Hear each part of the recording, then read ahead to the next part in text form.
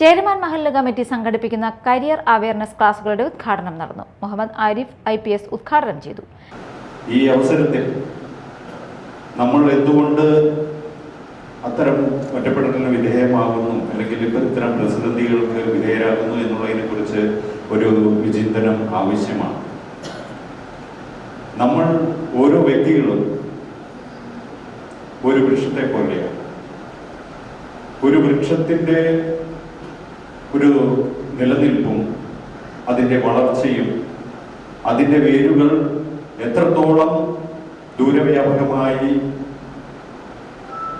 അത് വിന്യസിച്ചിട്ടുണ്ട് എന്നുള്ളതിനെ തുടർന്ന് അതിൻ്റെ അപേക്ഷികമായിട്ടാണ് അത് നിലനിൽക്കുന്നത്.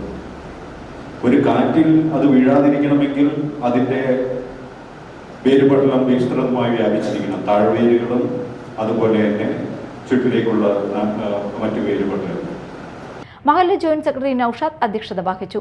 അവയർനെസ് ക്ലാസിന് VHSC district coordinator Arun P. Shankar നേതൃത്വം നൽകി. CP അലിയാർ സന്ദേശം നൽകി.